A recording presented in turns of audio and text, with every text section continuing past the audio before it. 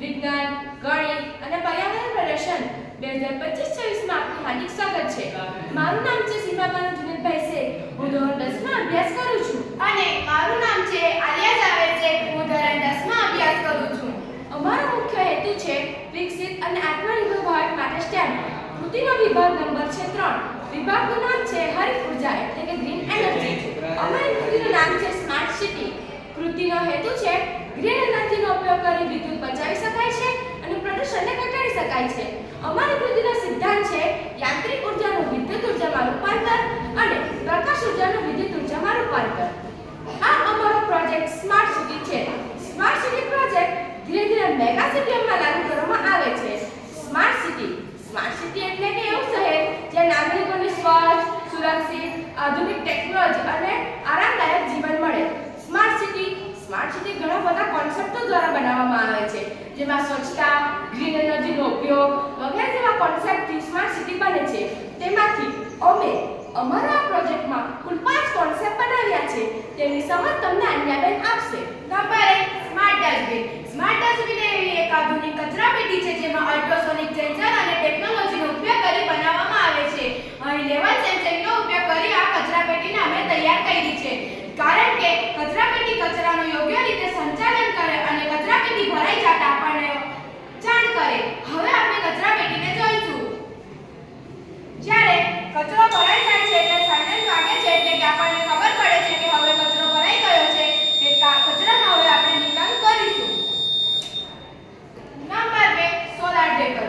Solar decker એવું device છે જે સૂર્યની દિશામાં સોલાર પેનલને આપમેળે ફેરવે છે, એટલે કે સોલાર પેનલને વધારે પ્રકાશ મળે એટલા માટે વીજળી વધારે ઉત્પાદન થાય છે. હવે આપણે એને જોઈશું. જેવા જેવા કિરણો આવે છે તે તરફ સોલાર ડેકર ફરે છે. નંબર 3 વર્ટિકલ વિન્ડ એટલે કે ઊભી રીતે ફરતું પવન ટર્બાઇન, જેને આપણે નાની જગ્યામાં પણ લગાવી શકાય છે. જ્યારે વાહનો જાય છે એટલે પવન આવે છે એટલા માટે ટર્બાઇન ફરે છે. હવે આપણે ટર્બાઇનને જોઈશું. એટલે કે પવન ઉર્જાનું વિદ્યુત ઉર્જામાં રૂપાંતર થાય છે. Number 4 wireless car charging. આપણે સૌ જાણીએ છીએ કે પેટ્રોલ, ડીઝલ વગેરે ખનિજ તેલનો જથ્થો મર્યાદિત છે, તો તેના બદલામાં આપણે વિદ્યુતથી ચાલતા વાહનોનો પણ ઉપયોગ કરી શકીએ છીએ. ચાલો આપણે તેને જોઈએ. સૌપ્રથમ જમીન ઉપર ચાર્જિંગ પેડ લગાવવામાં આવ્યા છે, જે વીજળીને લઈને મેગ્નેટિક ફિલ્ડ બનાવે છે, અને જ્યારે કાર ટ્રેકની ઉપર આવે છે ત્યારે કારના તળિયે રાખવામાં આવેલ રિસીવર કોઇલ અને ઇન્ડક્શનની મદદથી મેગ્નેટિક ફિલ્ડ વીજળીમાં ફેરવે છે અને આપણી કાર ચાર્જ થાય છે. આમ પેટ્રોલ, ડીઝલ વગેરેની બચત કરી શકાય છે અને પ્રદૂષણને ઘટાડી શકાય છે. Number 5 automatic street light.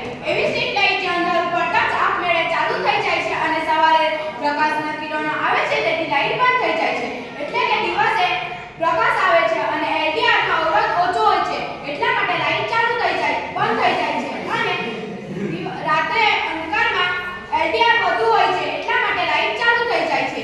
હવે આપણે જોઈશું. અહીં અમે LDR લગાવી આ કૃતિને તૈયાર કરવામાં આવી છે, એટલે કે અંધકારમાં LDR વધુ હોય છે એટલા માટે લાઇટ ચાલુ થઈ જાય છે. સ્માર્ટ સિટીના ફાયદા: ઉર્જા અને સંસાધનોમાં બચત, પ્રદૂષણમાં ઘટાડો, સુવિધાઓ સરળતાથી ઉપલબ્ધ, લોકોનું જીવન વધુ આરામદાયક અને સુરક્ષિત, ટકાઉ વિકાસ.